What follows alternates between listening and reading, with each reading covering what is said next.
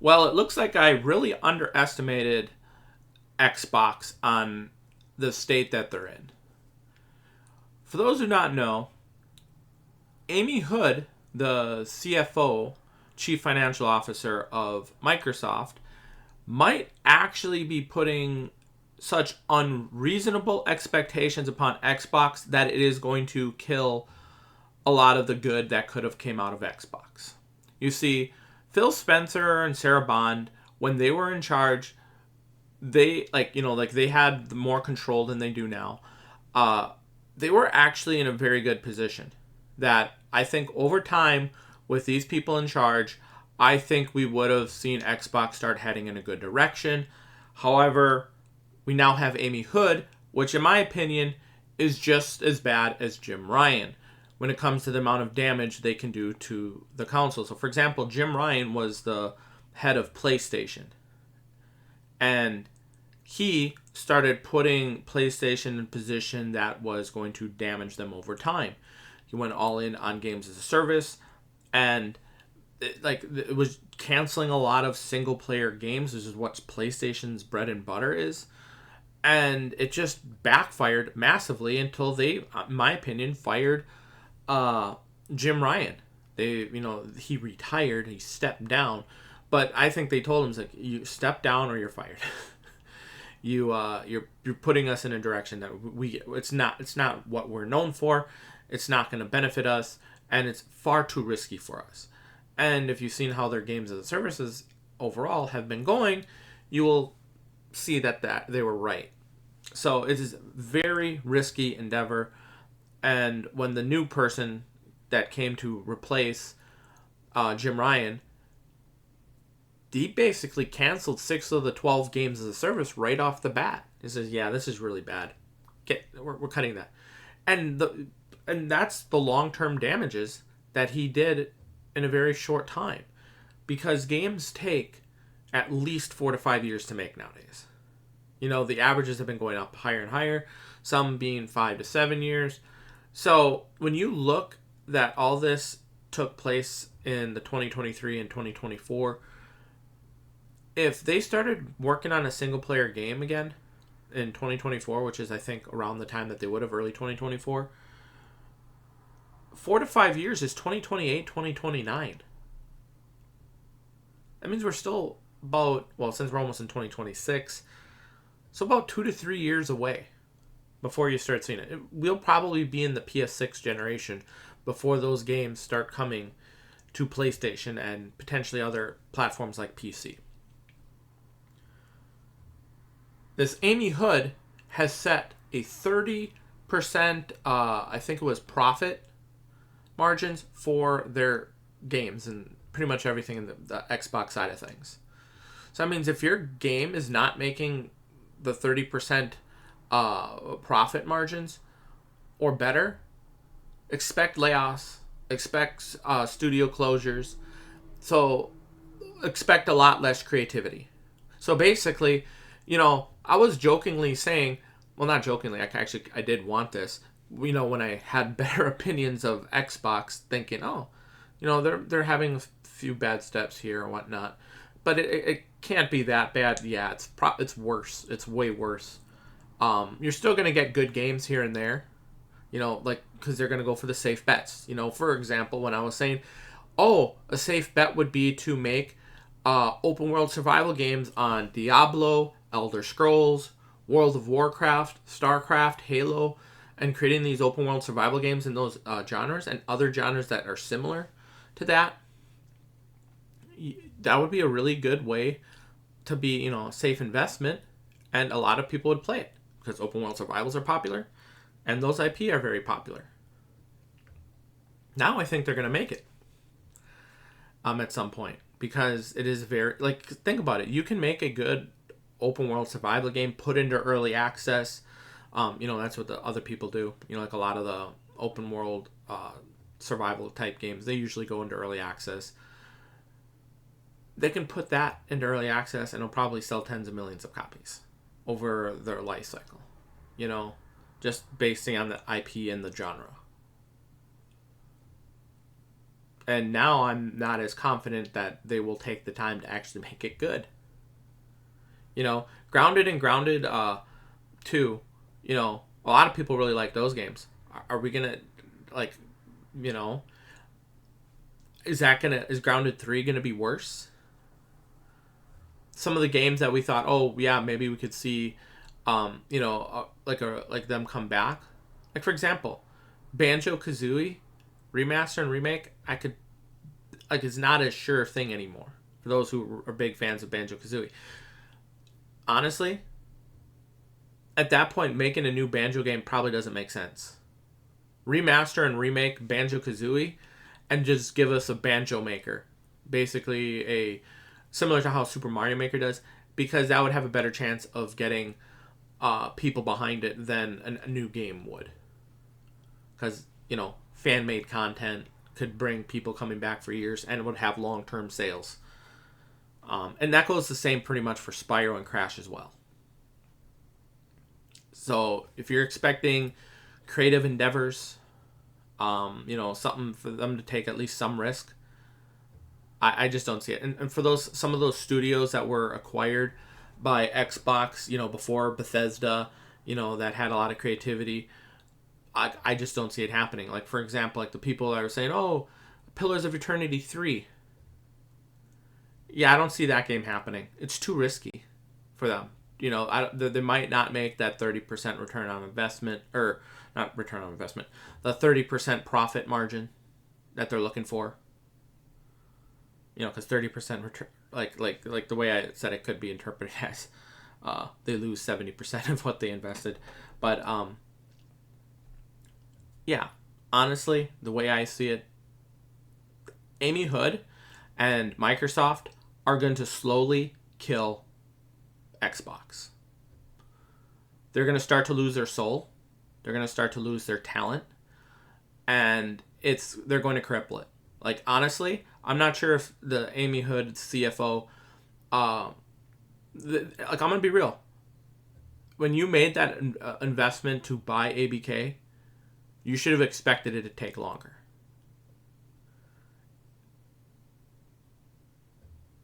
So I think a lot of, and some, before people say it's the Call of Duty sales, apparently this mandate was made in 2023. Fall 2023, so right around the time the deal closed. So that was before the Call of Duty sales numbers came into effect. When they've seen how bad the sales figures for Call of Duty. What was it? Was it a month ago? When did the new Call of Duty release? I've never played really Call of Duty, any of the Call of Duty games, so I'm not really up to date on all that. But yeah, whenever the heck the more recent Call of Duty game came out and they've seen how bad sales went, that also explains a 50% increase in Xbox Game Pass prices. It explains a lot.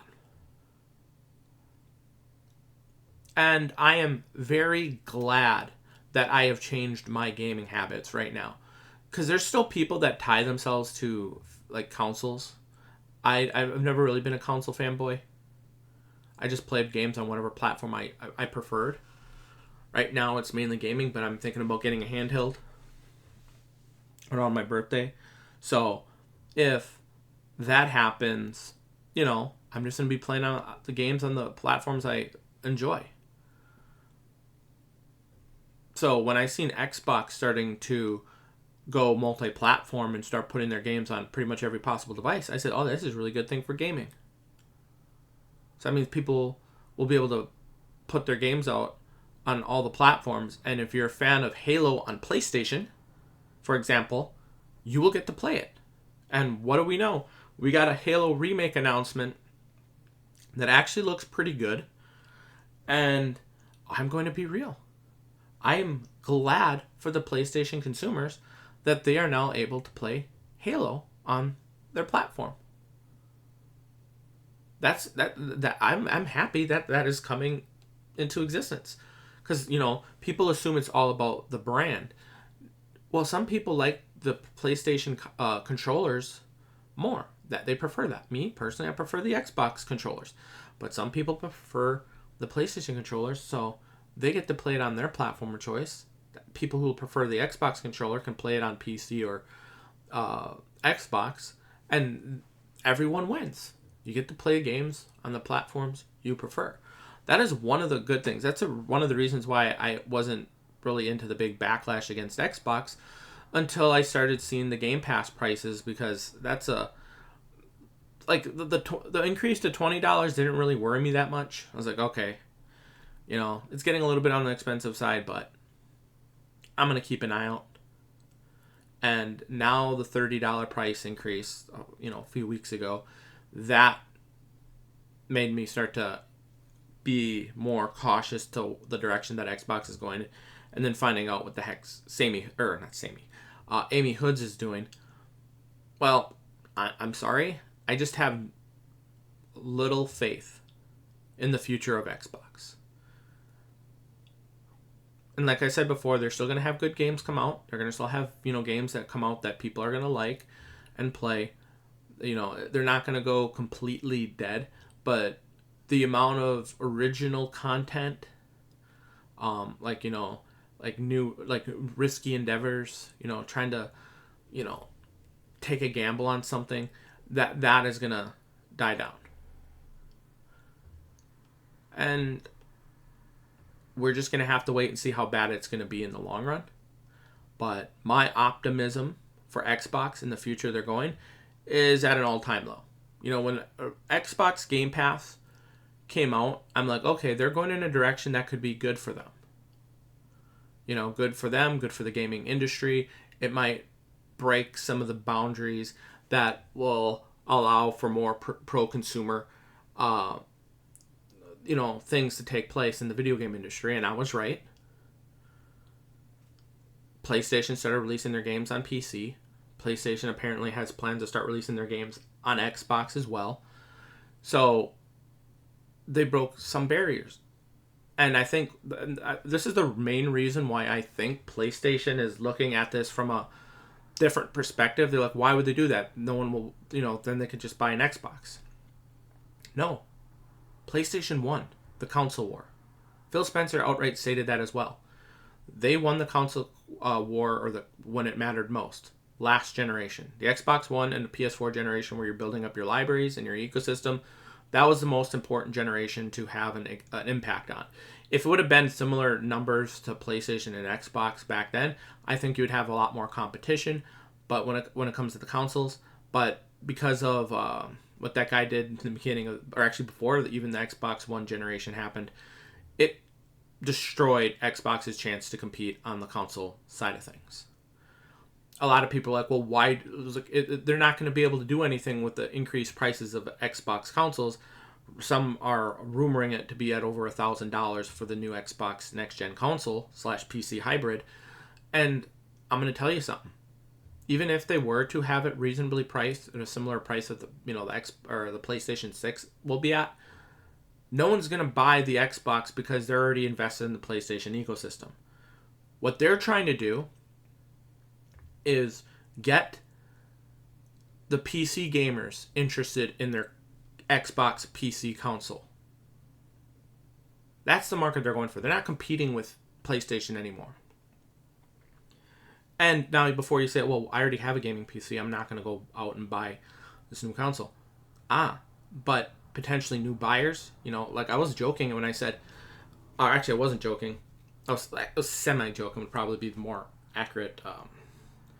When I said they could do like an advertisement, like student gaming PC.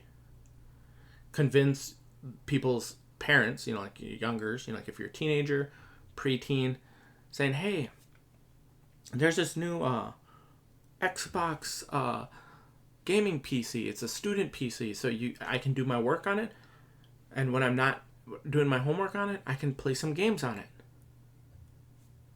It does both. And there are going to be people who are going to buy it for that very reason. I don't know the exact amount of people who are going to buy it, but that's not the point.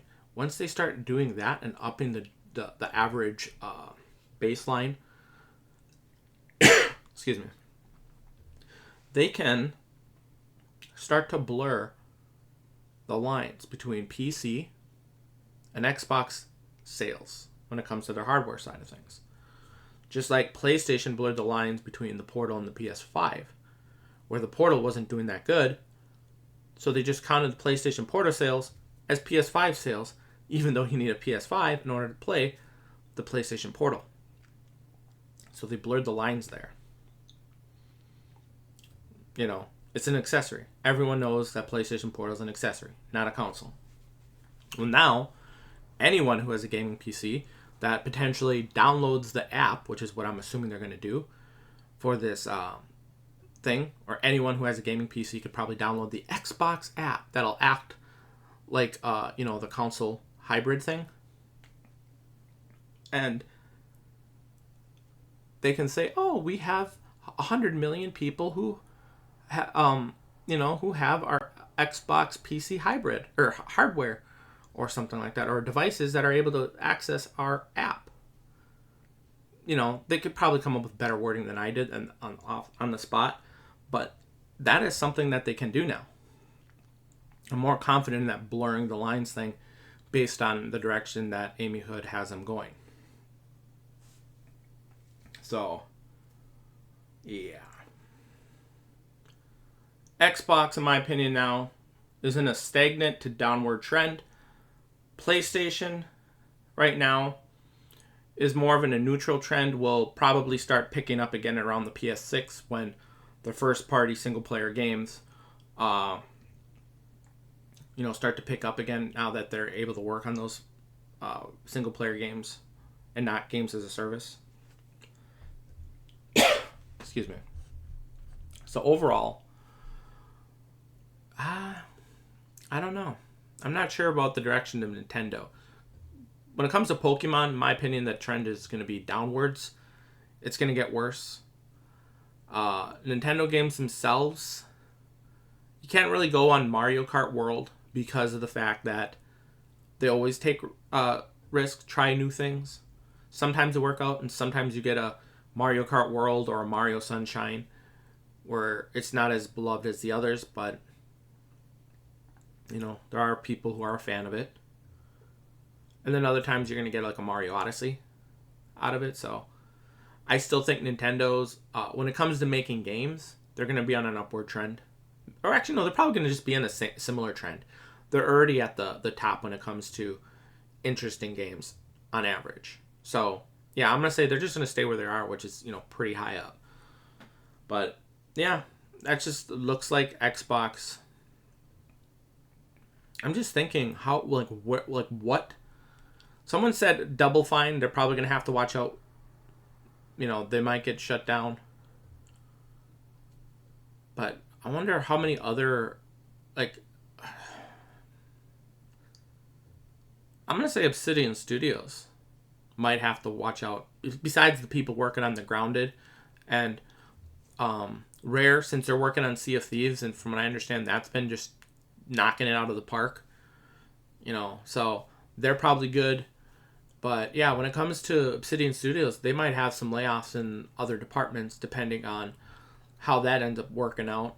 So yeah, there's a lot of ones that they could make good games, but they might end up not being able to take the risk to make those good games. So you'll probably see an Avowed 2 before you'd see an actual Pillars of Eternity 3. Or maybe, actually, I'm going to be real. It could go the other way too, because Baldur's Gate 3 was so massive. I could see them willing to take the risk on a Pillars of Eternity 3, but I don't think the likelihood of that is high. I still think there's a chance they might, but I just don't see it. And if it fails, I expect mass layoffs. If they were to be willing to take the risk to make a Pillars of Eternity 3, if it doesn't hit it out of the park, I have a feeling they're just going to be mass layoffs for that studio. I don't know what other studios you think there'll be mass layoffs for. So I'm just trying to think of them off the top of my head. Halo, I think, is going to be in a good spot because their remake of 1 shows, looks to be really good. So they have a bunch of games they can remake. Halo 1, Halo 2, Halo 3, Halo 3 ODST. Halo Reach. And then I could see them maybe doing some spin-off games, Halo 3 ODST 2 or Halo Reach 2, or maybe they'll do a new Halo 4. I don't know. There's plenty of potential. I don't think they're going to remake Halo 5 or Halo 4. I mean, there's a possibility. Halo 5, in my opinion, is completely off the table with how poorly it did. They wouldn't want to take the risk remaking that game. I think they could remake some other games, because remasters and remakes are a safe bet, a safe investment, especially for games. So actually, now that I think about it, I would not be surprised if they remake Diablo 1, Diablo 2, and Diablo 3. Not a remaster, a full-blown remake. What other games would they potentially remake? Oh, you know how I was talking about Asian mythology retold? Like I did a couple videos on it. My opinion, the likelihood of that getting canceled and not really getting another expansion, I think there's a lot less of a chance, unless that budget for the resources that goes to the developers who make those is small. Like if it's a small team that doesn't have as much investment and they're able to put out those type of games, then maybe they could still be making a lot of money because the team around it is just small enough to where they can get that 30% profit margin. So, yeah. Honestly, if your game in Xbox is more niche, it's probably going to end up like ABK at some point. Unless, no, they say, okay, maybe we're being too aggressive on this. Maybe we need to cut back. And then maybe the CFO will say, okay, you know what, we're going to lower that margin. We're seeing a lot of the pushback. We're seeing a lot of the problems that going down this route might cause. Then maybe they cut it back. I just don't see it. This is unlikely, but it is a possibility. Very, very small. And when I mean very small, like in my head, I'm thinking like less than 5% chance of this actually happening. Most of the time, those kind of decisions don't get reversed because of internet backlash. I'm just going to be real, because most of the time it's a echo chamber.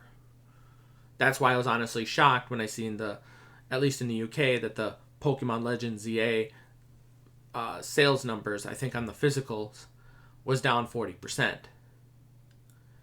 That's a pretty significant decrease. So, especially for like a lot of people like, well, digital sales are king. It's like, yeah, when you talk about PC or PlayStation, Xbox, you're right. Nintendo Switch and the Nintendo platform is one of the few areas where physical is still sought after pretty heavily. So when you see a 40% decrease on the physical side of things in a very short period of time like this, that probably means that it might be reflected to a similar amount on the digital side of things. Like, what if it's like 25% or 30%? Or maybe even 35%. If it's in that ballpark and you're still making, let's say, 25% less sales than you did compared to before on the digital side of things, that's still pretty bad. Now, granted, that's just one region. We would have to wait and see how the other regions are going. If we don't see any sales numbers be announced publicly, that's not a good sign. But, that's why I was like, oh, maybe there actually is being a repercussion for Pokemon. And maybe if they don't change, they might end up like Ubisoft in the future. There's that possibility. Well, not to the same extent, because there'd be so many investors and people wanting to save it because they realize the potential that the Pokemon IP has. So it ain't that completely doom and gloom, but just I could see a downward trend potentially for Pokemon based on that, if their sales numbers start to dwindle game over game. So, yeah, I'm just going to be real. I'm very thankful for the indie side of things. Smaller development studios. People who, have games priced reasonably because the amount of money they invest into the game is reasonable. like for example, Pal World, V Rising, Valheim, Enshrouded, Soul Mask. You know, these games that are reasonably priced. Halls of Torment, Vampire Survivors. Just actually name me a bunch of indie games or smaller team studios that, you know, that you think deserve a shout out. Because I'm probably going to be looking out for some more indie and smaller studio games because they seem to actually have the soul and passion. And I'll rather support those people, personally. So, I'm going to end it here. Thank you for watching. Have a nice day. And let me know your predictions.